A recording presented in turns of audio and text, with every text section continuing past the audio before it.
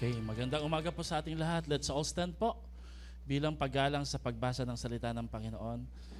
Pero bago po iyon ay ngitian po natin yung ating katabi. Lalo na po sila Pastor Alberto Kaliwang from Jazz. Ano ulit sabihin Pastor ng Jazz? Jose Abad Santos. Ganun po kalayo yung kanilang lugar. Pwede niyo po ba silang i-greet lang ng ngiti sa kakaway? Kawayan nyo nga po. Ayan. Parang napakalayo, no? Lapit-lapit lang eh. Gusto namin, Pastor, bumisita doon. Mura yung mga isda doon, no? Gusto rin pasalamatan ng Panginoon, sabi nga kanina, sa matagumpay na National Conference. Ang attendance po natin during the regular session ay 400, 350 to 400. Pero nung Sunday po, ang attendance natin ay umabot po ng almost 800 ang mga taga-Zion, Philippines. Sabi mo nga sa katabi mo, pang 900 ka sana.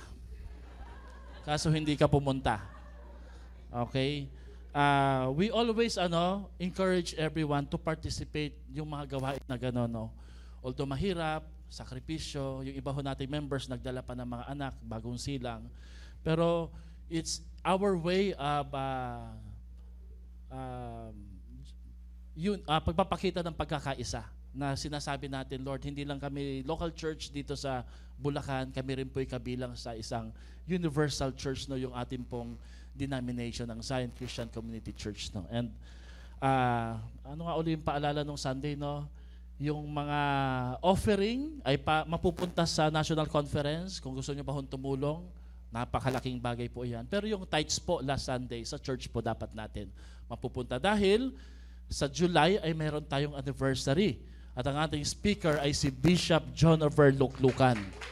Kaya nga po, napakahalaga na tayo po ay magtulong-tulong. No? Kaya please, kung hindi nyo pa ho nabibigay yung offering or tithes, pwede nyo pong gawin ngayon or mamaya dahil alam natin ito po ay mapupuno. No? So mamaya explain ko po yan. No? Okay? Basahin natin tong Mark chapter 5 verses 1 to 20. Marcos, kabanatang 5, talatang 1 hanggang 20. Sabay-sabay nga po natin tong basahin. Ready? Basa. Si Jesus at ang kanyang mga alagad ay... hindi pala Tagalog. Okay, ito. Sige, go. Si Jesus at ang kanyang mga alagad ay dumating...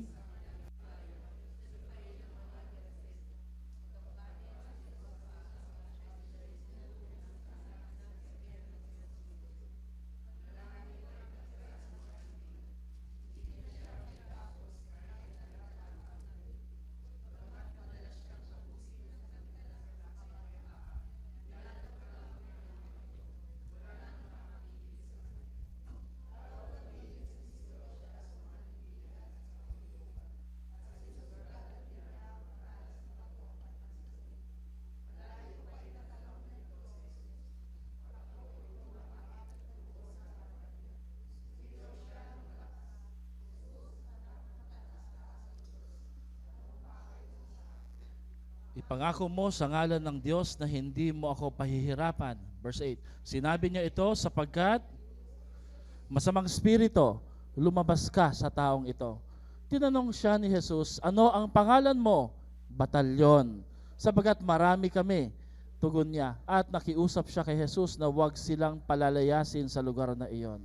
Samantala sa libis ng bundok ay may malaking kawan ng mga baboy na nagsisikain. Nagmakaawa kay Jesus ang mga masasamang spirito, papasukin mo na lamang kami sa mga baboy. Pinahintulutan niya sila kaya't lumabas nga sa lalaki ang masamang spirito at pumasok sa mga baboy. Ang kawan na may ay nagtakbuhan sa gilid ng matarik na bangin hanggang sa nahulog ang mga ito sa lawa at nalunod. Tumakbo ang mga tagapag-alaga ng kawan ng baboy at ibinalita sa bayan at sa karatig puok ang mga pangyayari. Kaya ang mga tao ay nagpuntahan doon upang alamin ang nangyari. Paglapit nila kay Jesus, nakita nila ang lalaking nakaupo ito, nakadamit, matino na ang isip at sila'y isinalisay sa kanila ang mga nakakita ang nangyari sa dating sinasapian ng demonyo at sa mga baboy. Dahil dito, nakiusap ang mga tao kay Jesus na umalis siya sa kanilang lupain.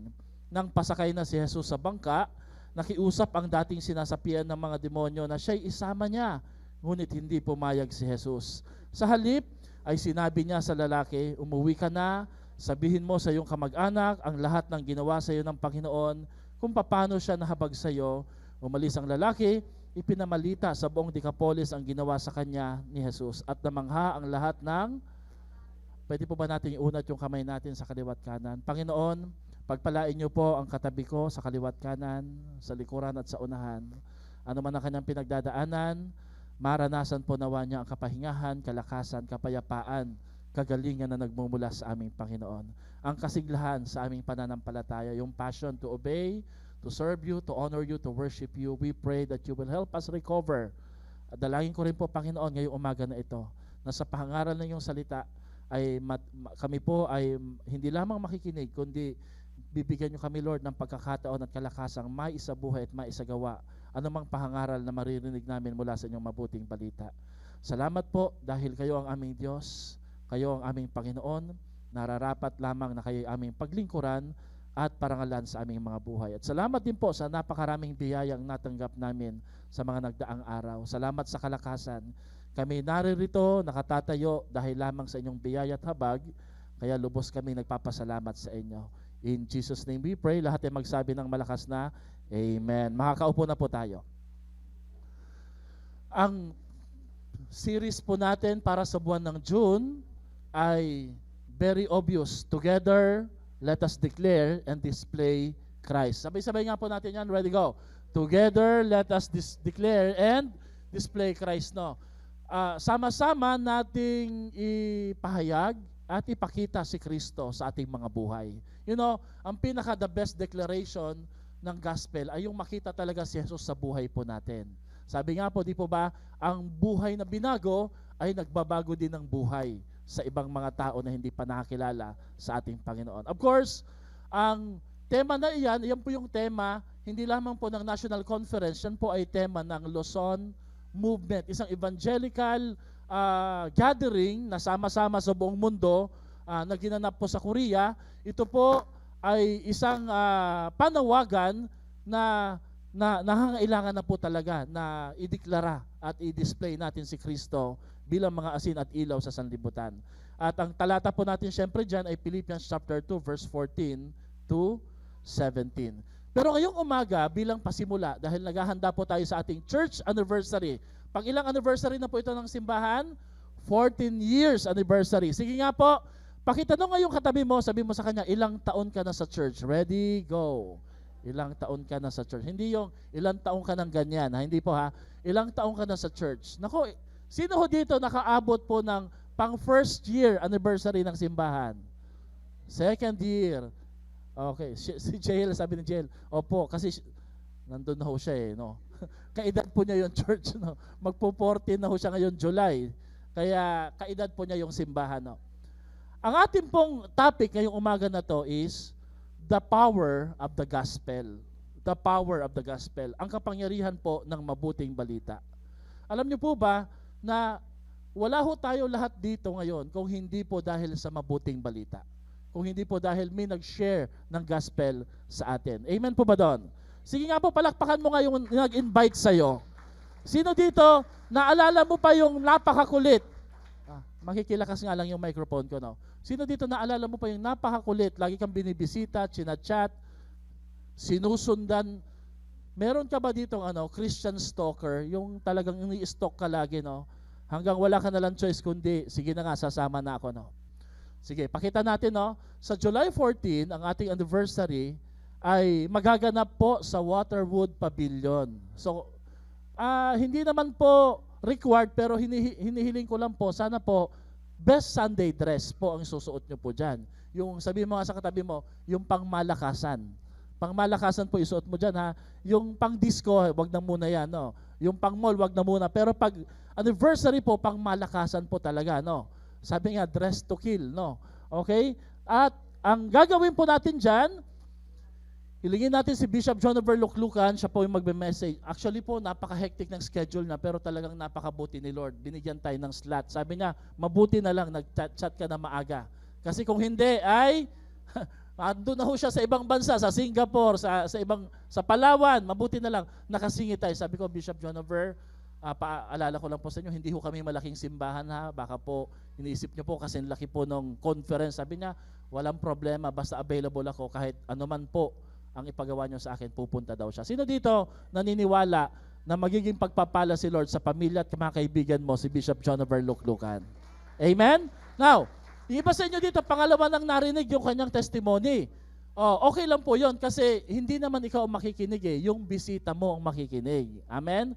Saka syempre po, ang tema kasi natin sa taon na ito ay small beginnings with great endings. Maliit na pasimula, dulo ay dakila. Na-realize ko, nagpipray ako, sino bang tao may ganong kwento na maliit ang pasimula pero yung dulo niya dakila? Pinaalala sa akin ni Lord si Bishop Jonover Luklukan. Hindi ko na po babanggitin dahil baka di na kayo umaten kung ano po yung testimony niya. Hindi muna natin ipapalabas sa YouTube, sa Facebook kasi very exciting po ito. At sino po dito, dadalhin mo ang iyong mga mahal sa buhay, kaibigan, kaklase, katrabaho para masaksihan at marinig ang testimony ng lingkod ng Diyos, si Bishop Jonover Luklukan. Amen? At syempre po, yung bisita natin dyan, pakakainin po natin yan ha. Hindi po dapat parang, sige, mag-chiclet ka na lang, no? Mag-bubblegum ka na lang. Pagpahandaan natin yan. Mga gamit, pati po yung sound system. Ang tanong ko lang kay Bishop Jonover, magdadala ba siya ng banda? Kasi usually, pagka nag-speak siya, may banda talaga siya nag-uusap po yung worship team. Paano po yung pagtugtog namin? Sabi ko, don't worry about worship. Bakit? Kahit sila na mag-worship para sa atin. Sila na maglilid ng worship kasi po, siya po ay Miss School of Music. No? So, invite family and friends para po dito. Now, the power of the gospel. Ngayong umaga na to, pag-aaralan natin kung ano po ang ibig sabihin ng mabuting balita o gospel. Ang gospel daw po, o mabuting balita, tingnan niyo po yung Bible ninyo, nakalagay ho dyan, pag Tagalog lang, ang mabuting balita. Kasi nga po, ang gospel o ang Biblia ay kwento ng mabuting balita mula sa ating Panginoon. Now, pag binasa mo po yung Bible, Pastor, parang di naman mabuting balita. Bakit? Masasama yung mga tao. Meron pong mga ngalunya, meron pong mamamatay tao, meron pong mandaraya. Ganito ho kasi yun, no? Ang gospel, hindi po naging mabuting balita dahil mabubuti yung mga nakasulat doon sa Biblia. Kundi, sa kabila po ng kanilang kahinaan, kasalanan, at karupukan, naging mabuti ang Diyos sa kanila. That's what makes the gospel good news. Amen? Na, parang ikaw, di ba? Parang ako, di ba? Dati, pangit po ang buhay po natin, pangit ang kwento natin, meron tayong hindi magandang nakaraan, pero binura ng Diyos yun. Pinalitan niya ng bagong pahina at chapter sa ating mga buhay. So, ang gospel daw po in a nutshell, tatlong bagay po. Number one, si Jesus ay pinanganak, ang kapanganakan ni Jesus. Pangalawa, si Jesus ay namatay sa krus ng Kalbaryo. Pangatlo, si Jesus ay muling nabuhay. You know, lahat ng mga religious leaders, pinanganak naman talaga. Yung iba nga po sa kanila ay nagsakripisyo pa at nag-alay ng buhay para sa kanilang sekta o samahan. Pero ang uniqueness ng Christianity, only Jesus is alive. Pag pinuntahan mo raw po ang libingan ni Buddha, nandun pa rin po ang kanyang katawan. Siguro po ay agnas na. Pag pinuntahan mo po sa Mecca, yung katawan ni Allah, nandun pa rin po. No? Pag pinuntahan mo po yung katawan ni Joseph Smith, nandun pa rin po Pero pag pinuntahan mo raw po ang libingan kung saan inilibing ang katawan ni Jesus, wala na ho doon. Bakit? Si Jesus ay muling nabuhay at buhay magpakailanman. Ang Diyos mo ay makapangyarihan at dapat pagkatiwalaan sa buhay na walang hanggan. That's the gospel. Amen? Kaya kung nagtataka kayo, Pastor, bakit ganun lang kasimple? Tanggapin mo si Jesus bilang sarili mong Panginoon tagapagligtas. Kasi po, yung mahirap, ginawa na ng Diyos. Yung madali, sa'yo na lang, ipinagkatiwala, tatanggapin mo na lang siya. So that's the gospel. In other words, when we say the gospel, it's not just your story, it's the story of our Lord Jesus Christ. Kasi minsan merong mga nagtetestimony, nagkukwento ng mabuting balita, pero ang naririnig ng iba, yung kwento ng buhay niya. Pero maganda rin pong ikwento yung buhay mo, o buhay niya, karanasan niya, pero higit sa lahat ang dapat makita kung ano ang ginawa ng Diyos sa buhay po natin. You know, the gospel is very powerful. Wala ho tayo ngayon dito, hindi tayo nakakapaglingkod, wala tayong power, wala tayong impluensya sa ibang mga tao, wala tayong testimony kung hindi po dahil sa mabuting balita. Let's read Romans 1:16, pakibasa. For I am not ashamed of the gospel because it is the power of God for salvation to everyone who believes. Hindi daw natin dapat ikahiya ang magandang balita. Sino ho dito, hindi mo ikinahihiya ang magandang balita? Sapagat ito ang kapangyarihan ng Diyos para sa kaligtasan ng bawat sumasampalataya. In other words, mga kapatid, ang gospel powerful dun sa mananampalataya, dun sa sasampalataya. Pag hindi po piliin ng tao na manampalataya, pag hindi po pinili ng tao na magtiwala sa Diyos, walang dating o power ang gospel sa kanya because that person keeps on rejecting the gospel. Kaya napansin nyo po, isa sa pinakamahalaga na kultura natin dito sa church, sabihin nyo nga po, community. Alam niyo po ba na meron pong lumabas na babae doon sa may Makati na nakita ho doon sa may tunnel? Diba? At dahil sa kanyang paglabas, siya ay nag-viral at ayon po sa balita, siya daw po ay bibigyan ng 80,000 ng DSWD. Wow. Sabi mo nga sa katabi mo, saan ba may tunnel malapit dito? 80,000 mga kapatid, no? Alam niyo po ba kung anong nangyari po, anong kwento ho doon, no?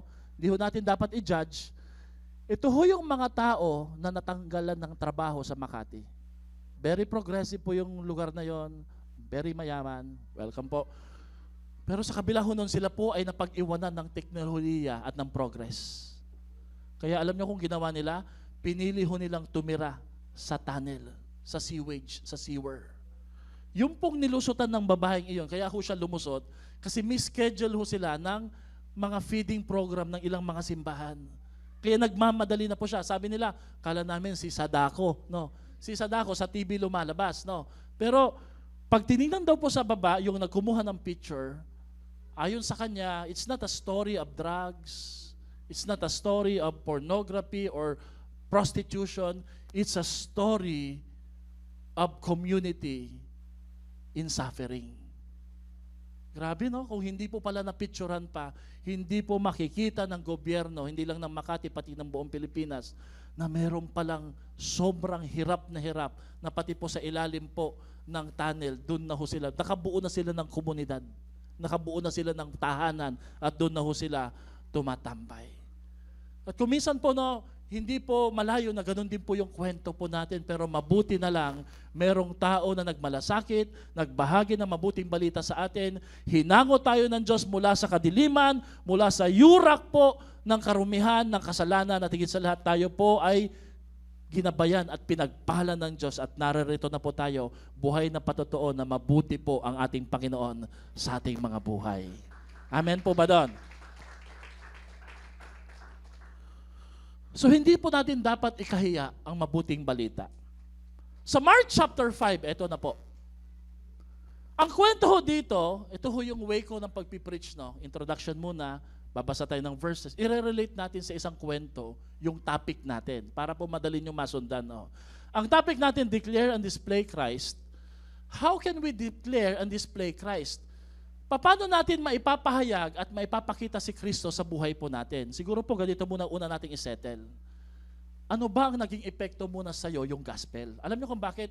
Pag hindi mo alam kung ito'y may epektong maganda sa buhay mo, hindi mo naman ito i-share sa iba eh. Amen ba? So una tigil sa lahat, ano ba ang power ng gospel na ginawa ng gospel sa buhay mo?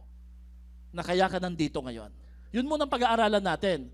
Kailangan maintindihan muna natin paano ka niligtas ng Diyos, gaano kalaki ang utang na loob mo sa Panginoon at hindi sa tao. Kaya dapat mo itong ibahagi. So we will use the story of Mark chapter 5, verse 1 to 20. Amen? This is the story of a demon-possessed man. Tingnan niyo po yung picture dito. Wala siyang damit. Siya po'y nakakadena. Siguro po nung una, siya po ay binabantayan pa ng kanyang mga kamag-anak, dinadalhan pa ng pagkain. Pero ayon sa kwento, sobrang lakas talaga niya. And you know, no wonder. Kasi po, ang nakasanib pala sa kanya ng mga demonyo, hindi po isa, dalawa, tatlo. Sabi ho doon, ilan daw po? Legion. Ilan po ba yung legion? Ilan ang legion? Thousands. Thousands of demons. Grabe po, no? Sabi ho doon, napakalakas niya, hindi siya mapigilan. Sinasaktan niya yung kanyang sarili sa pamagitan ng mga bato, inuukit niya ito sa kanyang mga katawan at balat, at sigaw siya ng sigaw ng nakakatakot na sigaw. Ang background po ng Matthew chapter 5, syempre po Matthew chapter 4, nagturo si Jesus tungkol sa talinghaga ng mga butil, paano ho ito inihahasik, iba't ibang uri ng lupa. And then, dinala po ni Jesus ang kanyang mga disipulo patawid po sa kabilang ibayo. Sabihin mo nga sa katabi mo, kabilang ibayo. Sa English po sabi ni Jesus, let's cross over. So ang unang basketball player si Jesus. Kasi sabi niya, let's cross over. No? Lipat tayo doon. Ang pupuntahan pala nila, mula po doon sa dagat na yon, kung saan sila ay nakaranas na matinding bagyo, naalala niyo po yon? Ito ho pala yon. So parang ang demonyo, ang puwersa ng kadiliman, hindi ibig na makarating ang mga disipulo at si Jesus sa lugar ng Genesaret. Bakit? Kasi po, meron pong isang tao doon na inaalihan ng libo-libong demonyo. Nakakatakot, no? Amen? But, ito po ang kwento ng taong ito. Just like this man, the gospel is also our life story. It's his story in our life story. Sa Tagalog, ang mabuting balita ay kwento ng gawa ng Diyos na kamangha-mangha sa buhay ko at sa buhay mo. Sabihin mo nga sa katabi mo, His story in my life story. Okay. His story, hindi po history ha, His story, yung kwento ni Lord na siya'y pinanganak, namatay at muling nabuhay, papunta sa kwento ng buhay mo. Amen? Okay, so the gospel is our story of love, hope, and forgiveness. Sabay-sabay natin banggitin yan. Story of love, hope, and forgiveness. So, pwede po ba, habang sinishare ko ito, kung okay lang po sa inyo, mamarapatin nyo, no? Ang gagawin po natin, imbis na siya ang pag-uusapan natin, i-relate natin yung buhay natin sa Kanya. Sabi niyo, Pastor, nakakatakot naman yan. Sige lang, no? In Jesus' name, tayo naman ay covered by the blood of Jesus, eh. Amen? So, imbis na siya lang ang pag-uusapan natin, at si Jesus, pag-uusapan din natin yung buhay mo na parang kagaya ng kwento niya. Okay lang po ba yun? Sige, tingnan mo ngayon katabi mo, sabi mo, papayag ka ba sa plano ni Pastor? I-relate ka sa kwento na to.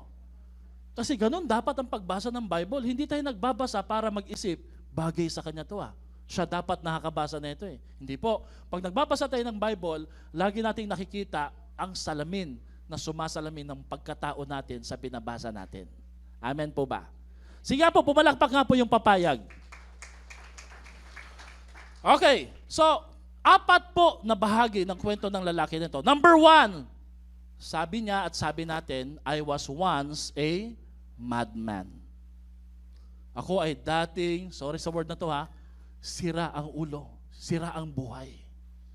I was once a madman.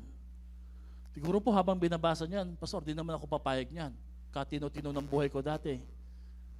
Tingnan po natin. Sino dito naniniwala, ang nakaraan natin, may kanya-kanya po tayong madness. Tingnan mo nga yung katabi mo, dati hong madly in love yan, baliw sa pag-ibig. Amen ba? Sabi mo nga sa kanya, hanggang ngayon naman po, Pastor eh. Hindi pa po nagigising eh, kakatukan ko na eh, di ba? Yung iba naman po ay baliw sa pagkain. Grabe po, pag nakakita ng pagkain, nagugutom na naman, di ba? Iba naman po ay baliw sa pera, baliw sa katanyagan, karangyaan. Naalala ko tuloy eh. Unknowingly, wala akong plano, biglang nag-notify yung Facebook sa akin si Meta, Albert, please, register your TIN number. Why? You're earning na. Hala, na-excite na ako. Sabi ko, hindi na ako natulog. Sabi ni Pastora, baliw sa Facebook. May earning na pala ako na hindi ko na malaman. Sabi ko, pag ito, niloko lang ako, hindi na talaga ako magpe-Facebook. Sino ho dito, may kanya-kanya tayong kabaliwan sa buhay. Say amen. Baka mamaya, nagbablog na kayo ngayon ha. Uy, earning pala ha. Sige, basahin natin yung verse. Tingnan natin. Walang Tagalog bro. English lang. Sige, English. They went across the lake to the region of Geresen. When Jesus got out of the boat, a man with an impure spirit came from the tomb to meet him. This man lived in the tombs, and no one could bind him. By the way, tomb means cemetery. Okay? Not even with a chains. For he had often been chained hand and foot, but he tore the chains. Ang lakas niya. Kaya niyang pigtasin ang tanikala, and broke the irons on his feet. No one was strong enough to subdue him. Night and day, everybody say night and day, among the tombs and in the hills, he would cry out and cut himself with stones. O, sige nga, sabihin niyo sa sarili niyo, hindi ako yan. Eh, di ba nung in love ka, umiiyak, Lord, bakit? Ayoko! Kumain ka na kasi, ayoko! Diba? Hindi ho natin pinagtatawanan yung ganun karanasan. Ang sinasabi ko lang, yan tayo dati. Amen po ba? Just like the demon-possessed man, as a madman, tayo rin po is number one, we are unclean. Marumi po tayo. Meron tayong unclean spirit at nakatira tayo sa maling kapaligiran. Sino ho dito, alam na alam mo, pag naalala mo, mali po yung lugar na tinatambayan mo noon. May bisyo, pinag-uusapan ay bastos. Hindi nga kagaya po ng kwento na to na nasa sementeryo, pero kagaya din po, halos pareho lang marumi. At hindi lamang po yon. Sa kultura po nila, hindi po sa kultura natin ngayon siya po ay mukhang siya yung tagapag-alaga talaga ng 2,000 baboy ho dito. So marumi ho sa kultura ng mga Hudyo ang mga baboy. Sa kultura po nila iyon, di po ba? Kahit po ngayon sa mga Muslim. So he was unclean. Sino ho dito, kagaya po ng kwento ng lalaking ito, ng mamang ito, umaamin ka na minsan sa buhay mo, nabuhay ka ng marumi sa harapan ng Diyos. Ako po, aminado po ako doon.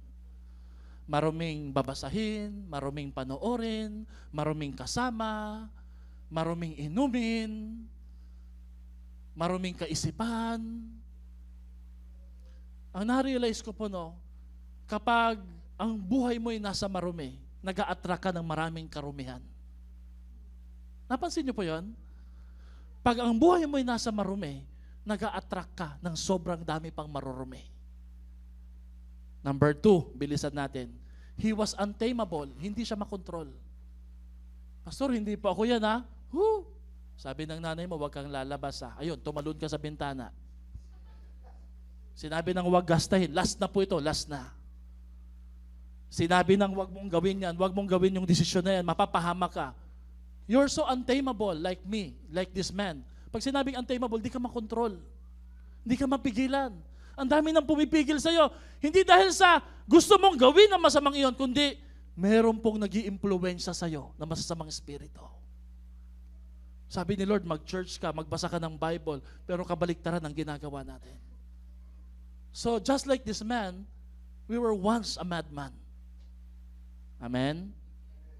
Number 3, he was in unceasing anguish. Hindi lamang po siya marumi, hindi lamang po siya hindi makontrol, siya po ay may matinding sakit na nararamdaman sa loob. Alam nyo kung bakit siya sumisigaw? Hindi dahil demon possessed siya. You know, anger is a secondary emotion. Kaya po tayo nagagalit, kaya po ang mga tao nagsisigawan at sumisigaw sa isa't isa. Kasi hindi siya naririnig at hindi siya naintindihan ng mga taong dapat nakakaunawa sa kanya. When you see a person who is angry, hindi talaga siya person struggling with anger. Deep inside, hindi siya naririnig. Pinabayaan siya, iniwanan siya, hindi siya pinakinggan. You know, ang pangalan daw po ng galit o anger is grief. Isang emotion o damdamin na tinitiis, inililihim, at hindi pinapakawalan. Even in our relationship, halimbawa sa mag-asawa, pwedeng nakangiti sa'yo, pwede mong sabihin sa asawa mo, bakit ka ba laging galit? Hindi talaga siya galit Merong bahagi sa kanyang buhay, sa kanyang puso, na hindi niya ma-open-open. And that's called grief. Pananangis. Alam yung sabihin ng pananangis? Feeling mo hindi ka maintindihan pag in-open up mo ito. So wag mo na lang sabihin.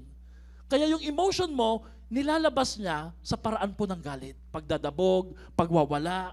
Napansin niyo po, ito lately po, ang daming road rage. Amen? Ang dami pong patayan, ang dami pong barilan, ang dami pong banggaan. people are so consumed by their anguish. Hindi natin alam sa pamilya ba nila. Can you imagine po, iniwan siya ng pamilya niya. Sino bang pamilya ang kukup-kup sa isang taong inaalihan ng 2,000 masasamang espiritu? No wonder gabi-gabi sumisigaw siya. Siguro hindi siya sumisigaw dahil yun yung boses ng espiritu, masasamang espiritu. Boses yun ng pananangis na, bakit niyo ko iniwan? Ba't niyo ako pinabayaan? Ba't nag-iisa na lang ako dito? You know, I once encountered a person na sabi nila, sinto-sinto o nasa walang pag-iisip. But you know what? When I talk to that person, nakausap ko siya ng matino, na malinaw eh. Saan siya nakatira? Ano ang pangalan ng pamilya niya? Tapos, I was thinking, sabi ko, hindi ko ito makakausap. There's no way na maalala niya ito eh. Up until bigla niyang binukas, iniwan po kasi nila ako, pastor. At pagkatapos po ng pag-uusap na yon, it is as if parang may nag-trigger, kumalas po siya sa akin, kinuha niya uli yung mga basura at nangalakal uli siya at tinignan niya ako ng masama. When we see a person, yung lumabas sa drainage, yung nakita doon sa sewer, all we think is, ano to eh, marumi to, madman to eh. Pero bawat madman, merong kwento na hindi naririnig at hindi napapakinggan. Mabuti na lang may Diyos na hindi lang tayo pinakinggan, tinanggap pa ang ating karumihan. And that's the gospel. Yan yung gospel. Naniniwala po ba kayo na totoo po ang mga demonyo? Noong unang panahon, uso po ang palabas na The Exorcist. Takot na takot po ang mga tao na yon. The Blair Witch Project, na ang budget po ay wala pang milyon. Noong panahon hindi pa uso ang computer, ang internet, no, nag-imbento sila ng kwento na ito'y totoo at meron talaga mga grupo ng estudyante na pumunta sa isang liblib na lugar at sila po ay nakas ng spell, nakuha ng spell at sila po ay sinaniban ng masamang espiritu. Of course, hindi po totoo yung kwento na yun. Pero galing ho sa ganong klaseng konsepto, totoo po ang mga demonyo. Hello? Noong unang panahon, demon possession. Ngayon, makinig po kayo maigi. Influence, suggestion, and deception. Totoo, hindi ka na lumulutang, hindi lumulutang yung tao. Hindi na po naninigas yung katawan. Pero mas matindi ang atake ng dyablo ngayon. Kasi ini-impluwensya ng mga anak natin sa pamagitan ng mga gadget, sa mga mapapanood natin, nagsasadya sila ng napakaraming tukso at ikaw mismo. Alam natin na ang suggestion pwede pong maging action. Mas successful actually ang demonyo ngayon kesa noon sa demon possession. Hello? Hello? Now, sa tingin nyo, bakit kaya siya nag-suffer ng ganito? Sabi ng iba, lahi siguro nila talaga, chromosomes. Pangalawa, nandyan ba yan kuya? Sinend ko sa iyo yan eh. Chromosomes. Pangalawa, siguro circumstances. Yung paligid nila, yung kanyang kapaligiran, lahi siguro ng mga nagpa-practice ng witchcraft. Sabi naman ng iba, tradition or clan. Ito ay, yun nga, kapareho lang din po sa circumstances. Pero I do believe that sometimes or most of the times, it's all about our choice. Pinipili ho natin na tayo po ay malugmok sa madness. So number 1, pakisabi nga po, I was once a madman. Ready, go. I was once. Pakibasa natin ito. This is our life story before. We are all a madman or woman. We are mad about life. We are mad about others and God until God came and tamed us. Sige nga po, palakpakan nga po natin si Lord. Amen. Dati tayong baliw. Dati tayong hibang sa kung anumang mga bagay. Dati tayong galit, hindi kayang kontrolin, pigilin, supilin. Meron tayong tinatagong sakit at pasakit na hindi natin maipahayag. Pero salamat kay Lord, dahil sa kanyang mabuting balita at sa kanyang kabutihan, tayo'y inabot ng Diyos at tayo'y binago ng ating Panginoon. That's the power of the gospel. Number 2, I was once a madman until I met a God-man. And who's that God-man? That's Jesus Christ. Now, sabihin niyo, Pastor, well, ang Diyos, hindi tao. Oops, nagkatawang tao po siya. By the way, ang doctrine po ng humanity ni Jesus at ang kanyang divinity, ang tawag ho dito is the doctrine of kenosis. The doctrine of kenosis means Jesus is 100% man and He is also 100%, of course, in the first place, divine or God. Sabi kasi nila, Pastor, Diyos lang po siya, yung kanyang katawan, peke lang po iyon, hindi yung totoong katawan talaga na pinako sa krus. Kung ganun pala, na peke lang pala ang katawan na pinako, tinusok, hinagupit, hindi po totoo kanyang pagliligtas at pagmamahal sa atin. But of course, that's false, di ba? Basahin niyo po yung Philippians chapter 2, the doctrine of kenosis. Basahin natin yung chapter 5 verse 6. Malayo pa'y natanaw na nito si Jesus. Sabayan niyo ako magbasa. Patakbo itong lumapit at lumuhod sa... Mukhang inaantay talaga niya si Jesus, no? Sumigaw siya ng malakas, Jesus! Anak ng kataas-taasang Diyos, anong pakay mo sa akin? Ipangako mo sa ngalan ng Diyos na hindi mo ako pahihirapan. Yung pong nagsasalita ho, yung demonyo. Sinabi niya ito sapagkat inutos ni Jesus, masamang spirito, lumabas ka sa taong ito. Tinanong siya ni Jesus, anong pangalan mo? Anong sagot niya? Di ba ito yung rapper, batalyon? Hindi, no. Batalyon, legion, di ba? Sabagat marami kami. Tugon niya. Next slide. At nakiusap siya kay Jesus na huwag siyang palayasin sa lugar na yon. Samantala sa libis ng bundok ay may malaking kawan ng mga baboy na nagsisikain. Nagmakaawa kay Jesus sa masamang spirito. To make the long story short, doon na lang daw sila sa baboy sa sanib. At ang mga baboy na ito, they gone wild because ang madness ng taong ito ay galing po sa masamang spirito. So ang mga baboy nag-wild din sila hanggang sila po'y nahulog sa isang matarik na bangin at nangalunod sa ilog. The interesting part of this story is this, no? Sinadya talaga sila ni Jesus. Sabi nga ni Pastora kanina, hindi siya ang nakatagpo kay Jesus, siya ang natagpuan ng ating Diyos. Amen po ba doon? At alam nyo, ang katotohanan po ay pinigilan pa nga po si Jesus at ng mga disipulo ng bagyo sa Mark chapter 4. Na mukhang malapit na silang malunod. Sino ho dito yung nararamdaman mo matindi ang pwersa ng demonyo para hindi maligtas ang pamilya mo at hindi ka makarating sa simbahan? Pero mga kapatid, walang malakas na bagyo ang pipigil sa pag-abot at pagmamahal ni Jesus para sa iyo. Naniniwala po ba kayo kahit gaano katindi ang puwersa ng demonyo, puwersa ng mundo, mas makapangyarihan pa rin ang pagmamahal at pag-ibig at malasakit ng Diyos para abutin ka, para tulungan ka, para baguhin ka. Ito ang mabuting ebanghelyo ng ating Panginoong Hesus. Hindi po siya ang nakatagpo kay Jesus. Si Jesus ang nakatagpo sa kanya. Sabi ni John MacArthur, no sinner can ever make the first move in the salvation process. Meron kasi pong mga tinatawag na Calvinist, meron din pong tinatawag na Arminian. Ang konsepto po ng Calvinism sa Arminianism is that kahit wala kang gawin, dahil pinili ka na ng Diyos, maliligtas ka talaga hanggang sa bago ka mamatay. Ang sabi naman ng kabila, no, may free will ka eh. Pipiliin mo lagi ang Panginoon. So Calvinism sa Arminianism, no, hindi ko po ito dinidiscuss dito kasi baka magkadebate pa po tayo eh. Pero here's my take sa Calvinism sa Arminianism.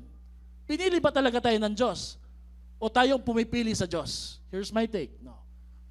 Listen, pinili ka ng Diyos, bawat tao'y pinili ng Panginoon, pero kailangan mo ring piliin ng Diyos para mapatunayan mo na talagang pinili ka ng Diyos.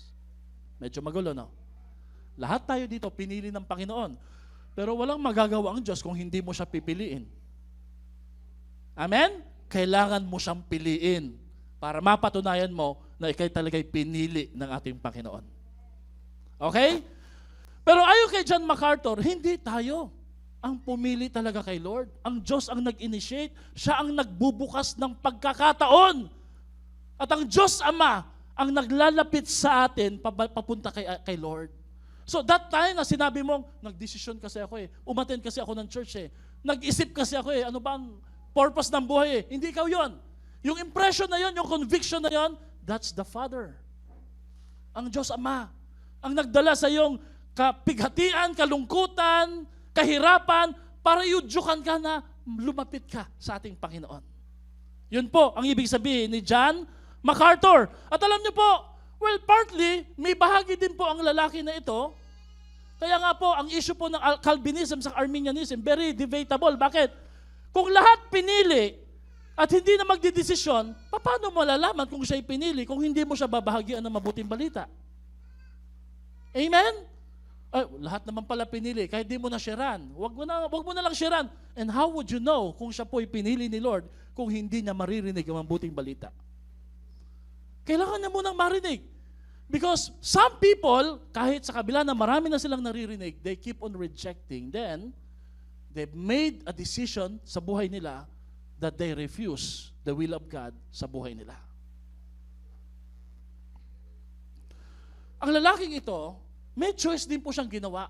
Kasi po, weary po siya eh. Pagod na siya eh. Totoo po ba yun? Nakakapagod po ang madness sa buhay. There will always come a time na kahit gaano ka kasaya, ka-fulfilled, lagi mong isipin, nakakapagod din po ang buhay na to. And you know, sabi ni Charles Spurgeon, just like this man, if you are weary of your sin, then God is ready with His forgiveness.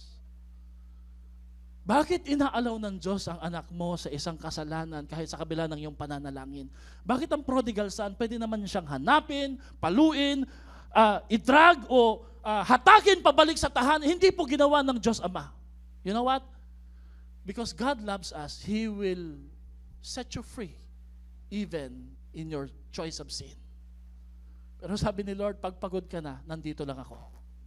Aantayin lang kita. Anong pwedeng mangyari sa lalaki, sa prodigal son na yun? Kung siya'y pinilit at hindi pa siya ready, magre-rebelde lang uli siya at babalik lang uli siya sa dati niyang buhay. Amen?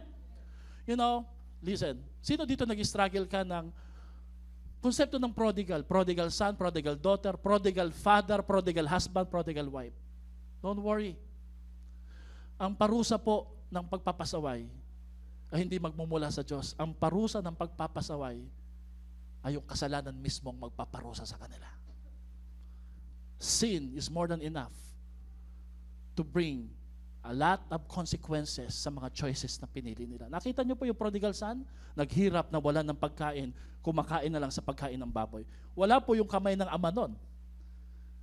Siya po ay nahirapan dahil sa kanyang mga pagpili na ginagawa. Naalala ko, mayroong illustration sa Facebook. Mukhang nagkamali lang po siya. Sabi niya, Lord, you are nothing without me. Parang maling grammar, no? Lord, you are nothing without me, no? Siguro pong ibig niya sabihin, Lord, I am nothing without you. Amen? Huwag ho sana nating sabihin sa buhay natin na, Lord, you are nothing without me. Sabi ni Lord, talaga? Bagkas ang sabihin po natin, sabay-sabay nga po tayo, Lord, I am nothing without you. Palakpakan natin ang Panginoon. Nagpatira pa po siya. Lumuhod po siya at tinawag niya si Jesus the Son of the Most High God.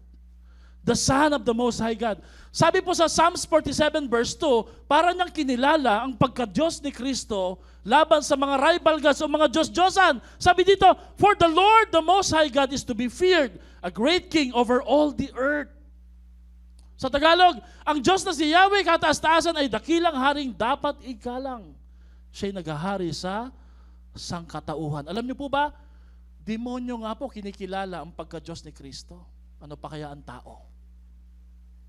Buti pa yung demonyo kinikilala ang pagka-Diyos ni Kristo. Pero ang tao po, tahasang sinusuway ang pagka-Diyos at pagka-Panginoon niya sa ating mga buhay. Why did this demoniac or demon-possessed called Jesus the Son of the Most High God? Basahin po natin to. Because every exorcism in pagan mysticism evokes a higher power.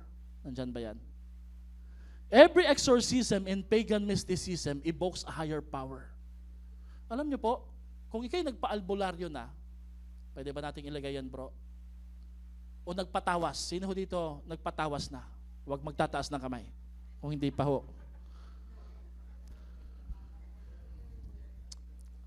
Pagpatawas, ibig sabihin po, nagpa-albularyo. Alam niyo po bang konsepto po ng white magic? Ang karga ng albularyo na espiritu ay mas mataas yung ranggo dun sa pinapalayas. Natural, lalayas po yung inaalihan ng masamang espiritu dahil mababa yung ranggo niya eh. Pero ang tanong ho dito, napalayas nga ba talagang masamang espiritu? Hindi po. Napalitan ng mas mataas yung rangko. But look at this quotation. Only Jesus does not evoke the higher power. Why? Because He is the highest power. He is the King of Kings and He is the Lord of Lords. Imagine it with me, no? Siguro ang dami nang nag-try. Palayasin kita. Kaya siguro umabot ng 2,000 eh. Nadagdagan na nadagdagan. Yung nagpapalayas, yung spirito niya, na masamang spirito, lumilipat lang din po sa pinapalayasan. Kaya dumami ng dumami. Pero nung natagpuan na po niya, ang Diyos ng mga Diyos, Hari ng mga hari, nag-bow down po siya at sabi niya, Jesus the Son of the Most High God. I tell you mga kapatid, ang plano at kapangyarihan ng Diyos ng pagliligtas, walang kapangyarihan ng demonyo ang pwedeng makapigil nito sapagkat mas makapangyarihan ang Diyos na nasa atin. Amen ba? Nakiusap pa yung demonyo, please, wag mo kami paalisin sa lugar na to. Siguro po territorial spirit nila yon. Talagang nag-i-enjoy sila doon. No? Sino dito, nararamdaman mo na may mga lugar talaga, iba yung espiritu. Pasok ka pa lang sa bahay, iba yung espiritu. Ramdam mo na talaga, hindi lang sa dahil ikaw ba may third eye, kundi nararamdaman mo, wala dito yung Espiritu ng Diyos. Mararamdaman mo yung ibang kakaibang presensya eh. No wonder, kasi po nung tinanong niya, ilan kayo? Ang sagot niya, kami po ay legion o thousands, marami. Ha? Nakiusap po sila. Sabi nila, doon nyo na lamang po kami itaboy o ipalayasin doon sa mga baboy. Now, very debatable pa rin, Pastor. Ngayong iprenitch mo na ito, ibig ba sabihin niyan, Pastor, hindi na kami kailangang kumain ng baboy? Napansin niyo pa, hindi lang mga Muslim, maraming mga tao hindi kumakain ng baboy. Ng pork, sa iba, babi. Bakit? Well, bukod sa spiritual po na implication, meron din pong health implication. Marumi po kasi minsan yung kanilang pagpapalaki. Kung meron po dito nag-aalaga, hindi ko po kayo sinisiraan ha.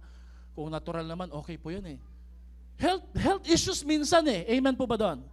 Sino ho dito, hindi ka na kumakain ng lechon, matagal na. Hindi ka makabili. Hindi, joke lang. Hindi na ako kumakain ng lechon, Pastor eh. Bakit? Wala akong pambili. Kaya tiis lang po muna pag may time.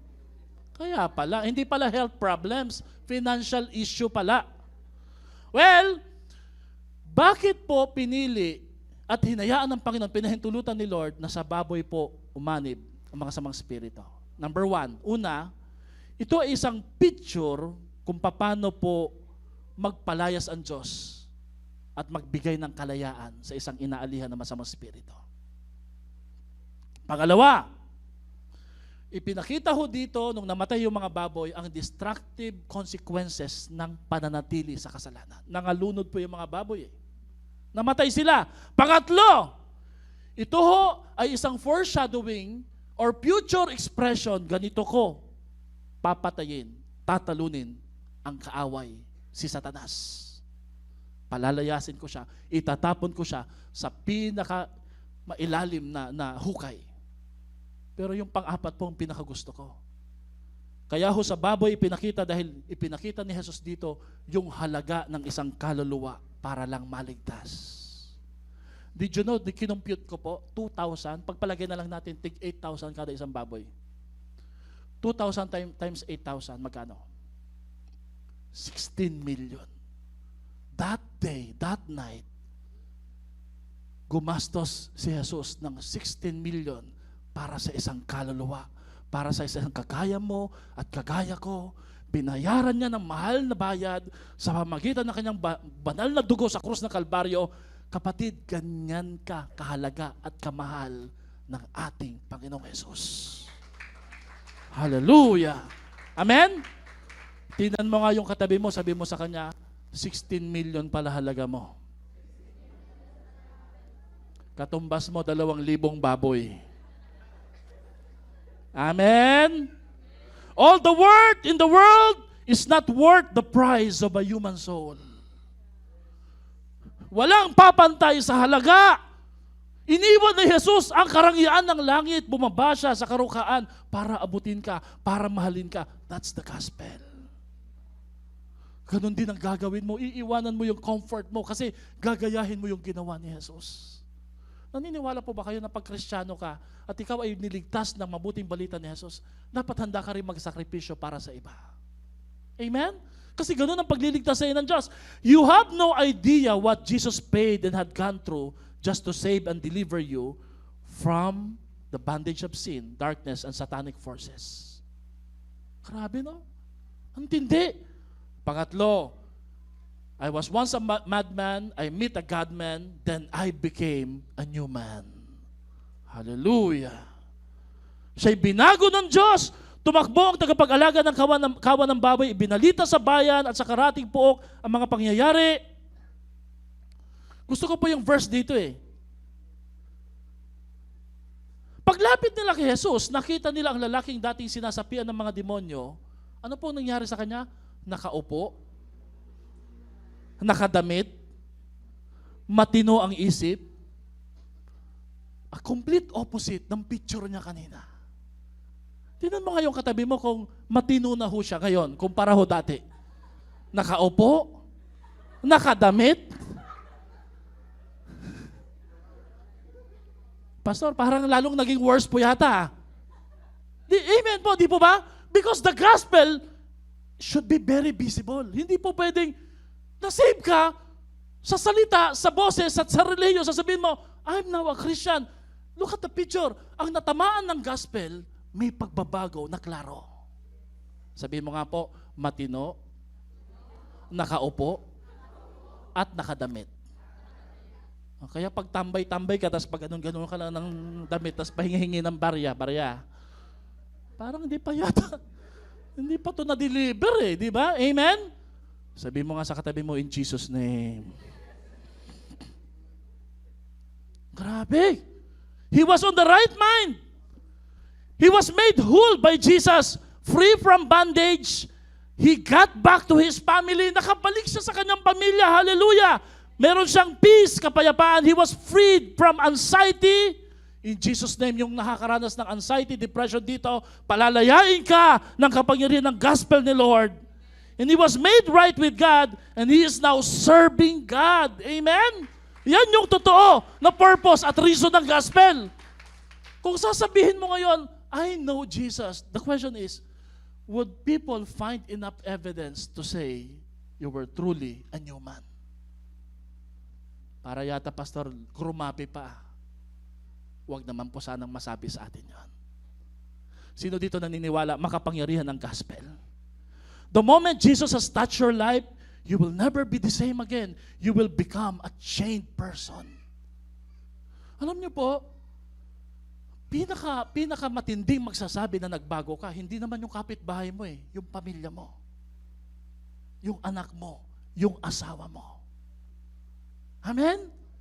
Kaya nga po tayong mga tatay, mga nanay, lagi tayong nag-iingat sa bahay. Bakit? Hindi lang tayo nag-iingat pag nag-church, nag-iingat tayo lalo na doon sa mga kasamahan nating hindi mananampalataya. Bakit? Nakatingin lagi sila sa atin. At lagi nating sasabihin, Pastor, lagi na lang po nakatingin sa atin yan. I-rebuke mga eh.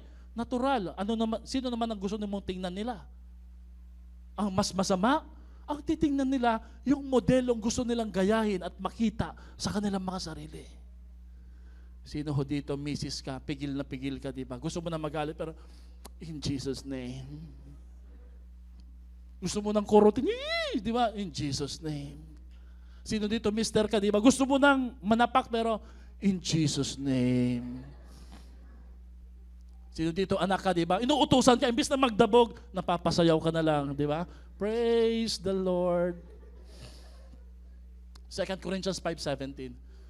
If anyone who is in Christ, he is now a new creation. Behold, the old has gone and the new has come.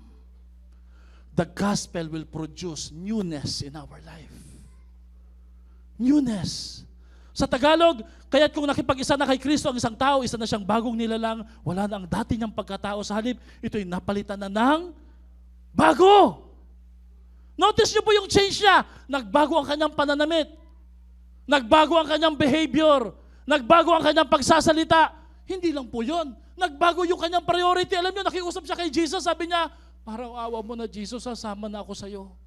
Ba gusto niya maging missionary? Gusto niya maging preacher? Gusto niya maging pastor? Ibig sabihin po pala, pastor, ang isang binago ni Lord, normal lang sa kanya na sinasamahan niya lagi yung mga kasama ni Jesus. At ang mahalaga sa kanya, yung mahalaga kay Jesus.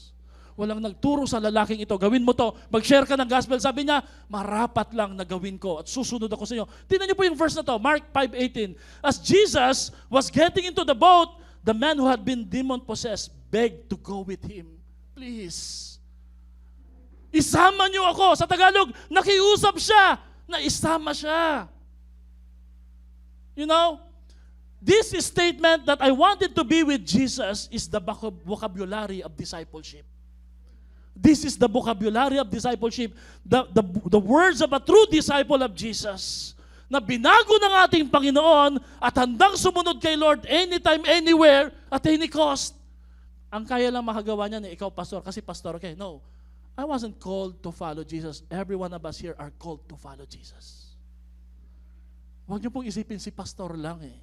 Ang pagbabago na yan, kay pastor lang yan. Yung mataas na pamantayan sa mga manggagawa. No, lahat tayo, we should declare and display Christ. Amen. How can you claim to be a true follower of Jesus if sharing the gospel fails to inspire and move you?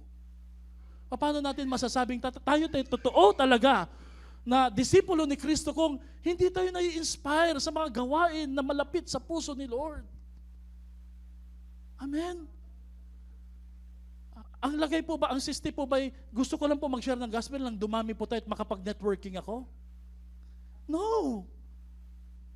This is our lifestyle. Ito yung response natin sa gospel na pinadala ng Diyos. Yung naramdaman po ni Jester na nag-share po siya, saan ba yun? One TV? Omi TV? Ay isang response ng isang grateful na tao na binago ng Lord eh. Amen? Anong mararamdaman mo kung yung kaibigan mo, yung kapitbahay mo, nabalitaan mo, binayaran yung utang mo? Di ba't lagi kang magdadala maya't maya ng mga ulam, gulay, prutas? Na ang konsepto nga minsan hanggang kailan ka magbabayad ng utang na loob? Pero anong gagawin at ginagawa mo sa isang Kristong namatay sa krus ng Kalbaryo para iligtas ka, para mahalin ka, para baguhin ka, at para palayain ka mula sa puwersa ng demonyo? Number 4, last. I was once a madman, now I meet a God-man. I'm a new man, now I'm a sent man. Ako'y inutusan na ng Diyos na humayo. Ngunit hindi pumayag si Jesus. Sa halip, sinabi niya sa lalaki, umuwi ka na at sabihin mo sa iyong mga kamag-anak at pamilya ang lahat ng ginawa sa iyo ng Panginoon. Kung paano siya nahabag sa iyo, ikwento mo. Umalis ang lalaki, ipinamalita sa buong Decapolis ang ginawa sa kanya ni Jesus at namangha ang lahat ng nakarinig noon. He was the right person to share who Jesus is, what the gospel can accomplish sa buhay ng isang tao. Why? Kasi may kwento talaga siya eh. Yung kwento niya na nilapatan ng kwento ni Jesus ay isang magandang patotoo. Parang kwento ni Bishop John Overlook-Lucan. Hallelujah. Mga kapatid, from madman, I became a missionary. Ang missionary, hindi po ibig sabihin humahayo sa Africa, sa Amerika. Ang missionary po ay humahayo sa pamilya, sa kamag-anak na hindi pa nakakilala kay Lord. So go, tell your friends how much the Lord has done for you. Very interesting that the first missionary was a demoniac, a madman. Ang unang missionary sa Biblia, hindi si Pablo, kundi isang taong dating inaalihan ng masamang spirito. Can we look at this picture, no? Dating manginginom. May picture ba tayo dyan? Ngayon po yung nagbabahagi na ng mabuting balita para kay Lord. You know, when I say this, I'm not meant, it's never meant to convict you. Please, I love you. I've been here for almost 15 years as your pastor. When you hear me say this, huwag tayong mahulog sa bisyo. My heart is that the Lord will gonna use you. Na yung potential mo, makikita mo na hindi mo matatagpuan yung kasiyahan sa alak, sa babae, sa sugal, sa panunood. Matatagpuan mo ito kapag natagpuan mo yung purpose mo sa buhay. Hindi po yan meant para atakihin po tayo. Dahil ang nais ng Panginoon, marinig natin yung totoo. Sige, kapag ayaw mo makinig sa totoo, darating yun tayo, magpapadala ang Diyos ng mga taong kikilitiin ka ng mga salita na hindi po totoo at bubulahin ka lang. Naniniwala po ba kayo na pag mahal tayo ng isang tao, sasabihin niya yung totoo? It is never meant to destroy your reputation. As your pastor, pinipilit po namin na yung binabahagi namin sa inyo ay pinapamuhay din po namin. Amen? And it is just but fitting na magkakamukha po tayo dito nang masabi po ng mga tao nasa labas, magkakamukha yan dahil kamukha ni Kristo yan. Yan ay mga nagbabago. At tara, umaten tayo sa simbahan nila, sa kanilang anniversary. Bakit? Ang lugar na yan ay lugar ng pagbabago dahil naroroon si Kristo. Jesus wanted this new man to be his witness in Decapolis, his hometown. Di ba sinabi ni Jesus yan sa Acts 1 verse 8? Tatanggap kayo ng kapangyarihan, pagbabasa inyo ng Espiritu Santo, kayo magiging saksi ko sa Jerusalem, sa buong Judea, Samaria, at hanggang sa dulo ng daigdig. Huwag ka muna pumunta sa dulo ng daigdig, unahin mo muna yung Jerusalem mo. Ang dami natin gustong puntahan eh. Yung Jerusalem natin, yung bayan natin, yung bahay natin, hindi pa natin napupuntahan. Hindi pa nila nakikita ang pagbabago na dala ng mabuting ebanghelyo sa buhay po natin. Na si Kristo po ay nagliligtas. Amen? Na ang Diyos po ang tanging pag-asa sa ating mga buhay. As a saved individual, you are now called by God for mission. And your first mission field is your home, your family, and your friends. Please. Hindi po pampadagdag attendance.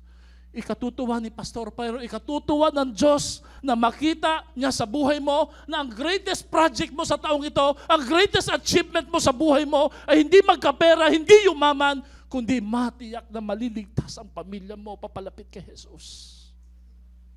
I think wala na pong pinakamatinding achievement sa buhay na ito. Hindi yung makita yung mga anak natin na nakatapos, nakapagtrabaho, kundi yung matiyak natin na anuman ang mangyari sa atin dito, magkikita-kita tayo sa langit, there will be a grand reunion because they accepted Jesus as their personal Lord and Savior. Lahat mawawala. Ang sabi ni Mother Teresa, if you want to change the world, go home, love your family, share the gospel. Kung saan tayo nakakarating, nakakaligtaan natin magpatotoo, tiyakin. Laging pinapaalala ni pastora sa akin. Sabi ko, pastor, kausapin mo nga yung mga bata maliit. Sabi ko, pagod na ako eh. Pagod ka sa church, sa school. Pero ang bahay, hindi church, hindi school. Mga anak mo sila. Kung may time ka sa labas, mas marami kang time dapat sa mga anak mo. And it always remind me that there's no excuse when it comes to our family. Kahit gaano tayo kagaling, katagumpay sa labas, no amount of success outside can compensate the failure inside the family. Amen? Kahit makapagpatayo pa tayo ng church building na napakalaki, dumami yung membro, kung meron pong membro ng pamilya natin na hindi makakapuntang langit kasi hindi narinig ang mabuting balita, hindi tayo successful.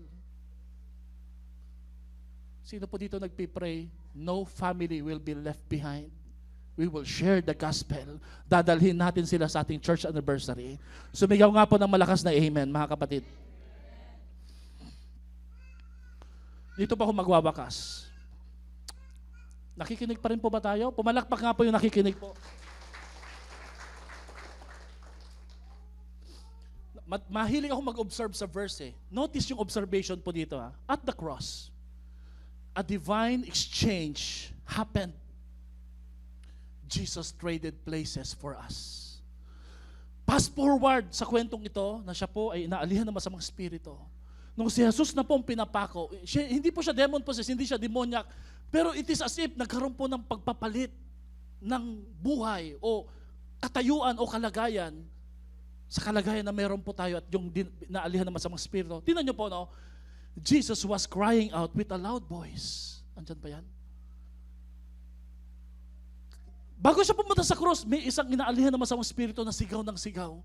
Pero nung si Jesus nang pinako, siya naman yung sumisigaw para sa atin. Ama ko, bakit mo ko pinabayaan? Sa kwentong ito, yung demon possessed na to, wala siyang damit nung sinalubong niya si Jesus. Nung si Jesus po'y binayaran ng ating mga kasalanan, siya'y hinubaran at pinagpiestahan at pinagsugalan ang kanyang mga damit.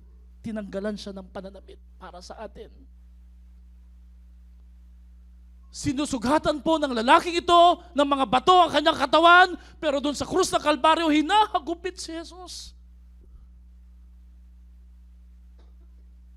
Tinusok ng sibat, pinako, malalaking pako sa kanyang kamay at paa. Parang nagpalit, no? At kung paano nabuhay sa sementeryo ang lalaking ito buong buhay niya, si Jesus ay dinala sa isang sementeryo din nung siya'y namatay. Wow! Jesus traded places with the demoniac, like you and me. He wiped out evil without wiping us out.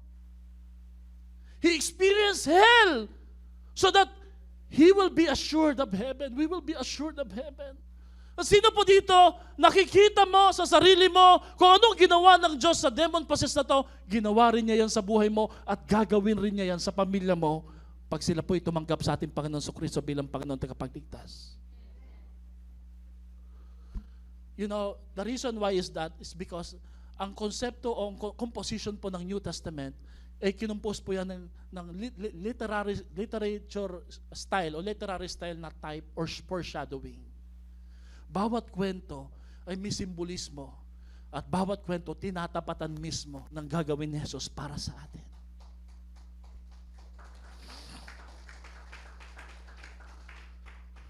Madalas nating biruin ang bawat isa, go to hell. Pero sino ho dito nakapunta na ng hell? Sabi ng iba, yung bahay po namin, hell, pastor. Ba't ka umuwi dito? Sabi ng boss ko, go to hell daw eh. Hindi po hell ang bahay nyo eh. Sa hell daw po, imagine mo halimbawa, nag-interview ka doon, pumunta ka doon. No? Tapos Christian ka. Ano daw maririnig mo sa impyerno? Sasabihin nila, kasi nandito ako dahil masama ako. Nandito ako, pinabayaan ako ng mga anak ko eh. You know, Charles Spurgeon said, no one in hell can say, I went to Christ and He rejected me. Because Jesus never rejects anyone who comes to Him. Kaya ko to sinasabi sa inyo dahil hindi kayo dapat matakot. Dahil maraming tao ang nag-aantay lang ng pagkakataon na i-approach at lapitan nyo sila at sabihin nyo, can I invite you? Can we have a coffee? Can I share the Word of God to you? Itong last na picture na to, isa ho siyang Hollywood superstar na kasama po ni Natalie Portman, Drew Barrymore, Paris Hilton. He was a gay. He was famous. His life was devastated. He was a madman.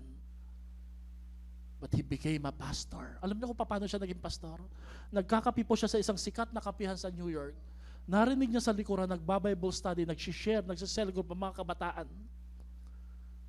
There was a moment in his life, sabi niya, ayoko na ng ganitong buhay. Nung narinig niya yung pangalang Jesus, tumalikod siya doon. Sabi niya, can I join with you? And the rest is history. Dinala po ng mga youth na to, ang lalaking ito, sa isang simbahan. Siya'y sinira ng gospel, binautismuhan, and he never looked back from gay. This man became a pastor, Becket Cook. Ginamit ng Diyos, Becket Cook, para maging lingkod ng ating Panginoon. And I tell you, kagaya niya at kagaya ko at kagaya ng bawat isa sa atin, from madman, from demoniac, God can turn us to become a missionary. Bawat isa sa atin ay merong kwentong maikukwento dahil sa ginawa ng Diyos sa ating mga buhay. Tayo po'y tumayo para sa isang panalangin. Let's close our eyes. Pwede po ba nating awitin yung kantang Natagpuan?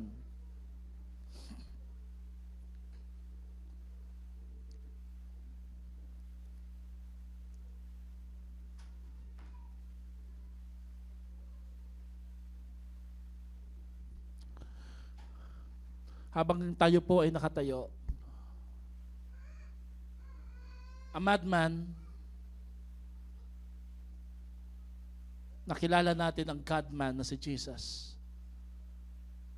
Let's pray that the Lord will make us a changed man. Pero ang pinakamatindi doon, sabihin mo, Lord, I want to be sent by you, Lord. Gamitin mo po ako, Lord. I'm praying right now, no, yung iba ho sa inyo dito, ipapadala ni Lord sa ibang mga lugar, even sa ibang bansa. I'm praying, wag ho kayong magbabackslide o manlalamig.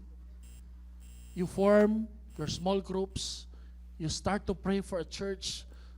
Hopefully, magkakaroon tayo ng mga Zion churches sa iba't ibang mga lugar. Imposible, pero walang imposible sa ating Panginoon. Alam niyo, imposible lang pag hindi tayo nabubuhay sa layunin ng ating Diyos. Pwede po bang itaas mong iyong kamay sa ating Panginoon at sabihin mo, Lord, salamat na tagpuan mo ako. Salamat hinanap mo ako, Panginoon. And let us sing this song. Ilapit po natin sa Lord ang ating mga buhay.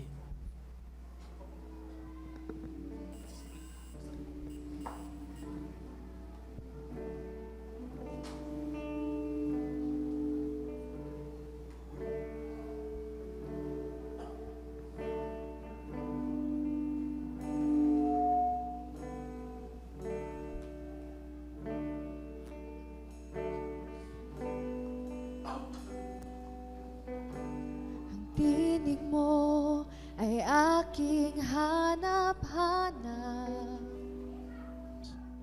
sa gitna ng bawat takot at paghihirap. Awitin po natin ito. Sa kabila ng aking pagkukulang, katapatan mo, O Diyos, tanging laan. Sa puso at damdamin, ika'y mananatili. Walang hanggan ang alay mong pag-ibig. Maaari po ba natin itaas ang ating mga kamay? Natagpuan ang iyong pag-ibig na dakila. Doon sa krus, ako iyong pinalaya. Jesus, ako'y aawit nang walang hanggang pagpupuri. Ang puso ko'y sa'yo. Natagpuan. Ako'y natagpuan ang iyong pag-ibig na dakila. Doon sa krus, ako'y iyong pinalaya. Jesus, ako'y aawit nang walang hanggang pagpupuri. Ang puso ko'y sa'yo. Walasing hangad ko lang. Hangad ko lang ay mamalagi sa presensya mo. Natagpuan, ako'y binago ng pag-ibig mo. Hangad ko lang ay mamalagi sa presensya mo. Luwalhati ng pangalan mo. Hangad ko ikaw, hangad ko lang ay mamalagi sa presensya mo. Natagpuan, ako'y binago ng pag-ibig mo. Hangad ko lang ay mamalagi sa presensya mo. Luwalhati ng pangalan mo. Ako'y natagpuan ng iyong pag-ibig na dakila. Doon sa krus, ako'y iyong pinalaya. Jesus, ako'y aawit nang walang hanggang pagpupuri. Ang puso ko'y sa'yo. Ako'y natagpuan ng iyong pag-ibig na dakila. Doon sa krus, ako'y